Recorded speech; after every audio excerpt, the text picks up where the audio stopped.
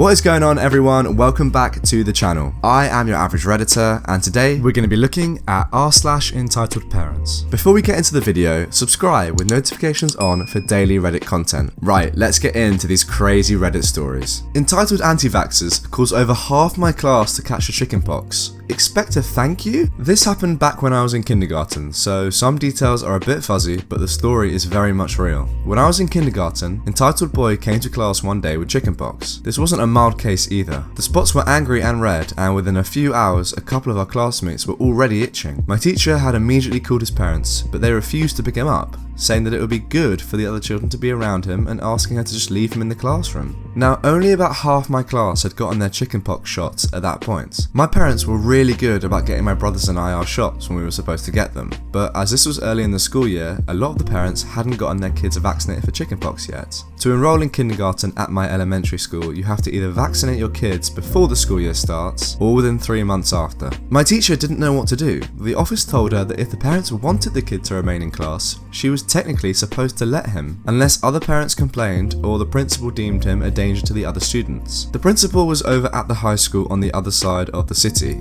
He was principal of both, weird Christian school thing. He would rush over when he could, but because of the school handbook, the EB had to remain in class. My teacher asked the school secretary to call our parents, but she only had a home number for most parents and ended up with a lot of answering machines. So in kindergarten, everyone sat at table groups, and I was at EB's table. He was carrying on like normal, yelling about Power Rangers. I was also the only kid at our little table who had been vaccinated. I remember feeling bad because one of the girls was scheduled to get her shot the next day. Talk about bad luck. A lot of the kids at my table started itching, and the girl who was supposed to get her shot the next day showed me her arm, and she had very faint pink dots. I don't know if chickenpox usually moves that quickly, or if EB just had a super mutant strand, but I was freaked out. I knew I'd gotten a shot that my mum promised me would protect me from getting sick, but I was also 5 and still thought Stitch from Lilo and Stitch was a real being who lived in Hawaii. I was convinced that touching EB would mean I would die from chickenpox, so my friends and I all avoided him like he had, well, the plague. Finally, the principal bursts into the room and kneels down in front of EB.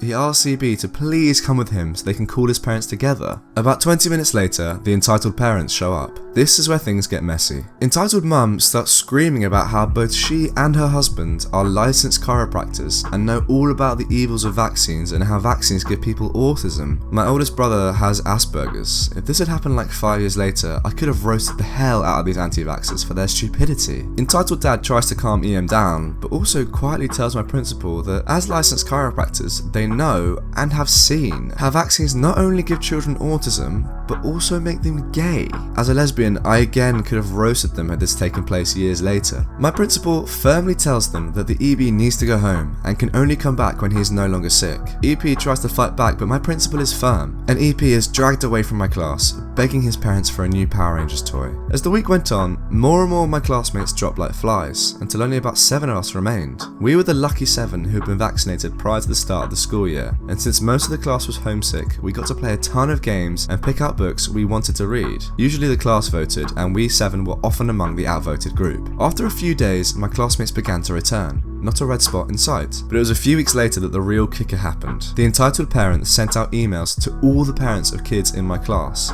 painting themselves as the victims and heroes for exposing the class to life's natural vaccine. My dad got mad because even though I didn't get sick, thanks parents who were on top of my vaccinations, you'll rock, a lot of my classmates did. The entitled parents asked for a thank you from the other parents, and needless to say, they got no thank yous, and only a lot of passive-aggressive remarks and glares in the hallway. Also, don't feel too bad for EB. He turned out to be one of the biggest entitled douchebags I've ever met. I went to school with him all the way up through high school, and he's one of the worst humans I've had the displeasure of dealing with. The entitled apple doesn't fall far from the entitled tree. Wow, never has a truer statement been said on this subreddit, that is for sure. It's true, a lot of the time, entitled kids exist because their parents are also entitled. EP wants me banned from family gathering because I refused to let his son hit me with a bat. So, my uncle recently got remarried, so that reminded me of an incident that happened when his son was very young. Now, I used to have a very decent relationship with my uncle. He was the youngest of my dad's siblings and born almost 15 years after my dad. He was always kind of a wild child, but when he had a son, he really settled down. For the process of this story, my uncle will be EU, my cousin as EB, and I am of course me. So during the summer, we all head over to my aunt's farm. This year, Spider-Man 3 3, the Tobey Maguire one, had just come out. Now, I was still pretty young, about 13 at the time. Evie was about 8, being quite a bit younger than me. Now, I was a late bloomer and had just hit that wave of puberty where girls sprout up like weeds. We were talking about Spider-Man and how it was his favourite movie. I liked it too,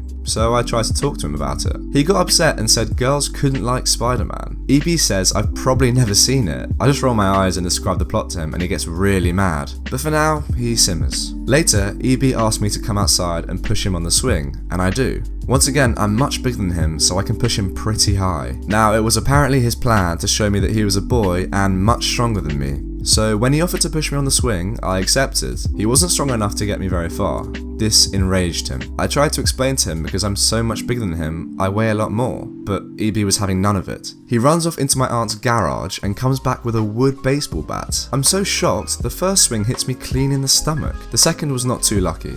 I'm bigger than him and pissed because I just coughed up half the orange pop I've been drinking before. I grab that bat, wrenching it from his hand. I tell him, never hit me again. And apparently I'm so scared in that moment that he runs inside and gets his dad. EU storms out and the following occurs. EU: What did you do to my son? Me sputtering, he hit me. Why is he crying? I didn't let him. And why not? He was just playing. He hit me with a bat. Not long after that, the rest of my family came down. My dad and uncle talked and we just went about the rest of the night normally. Except I was told I had to stay by my mum. During the half-hour drive back to our home, my dad was pissed and told me my uncle tried to have me not just sent home, which meant the whole family would have had to leave, but he wanted me banned from family gatherings from there on. The fact that my cousin admitted to everyone exactly what happened, as he saw nothing wrong with his actions, saved me from a lot of trouble. Naturally, I wasn't, but my uncle was always super wary of me whenever I was around from then on. So even though his kid told him that he tried to hit her with a baseball bat,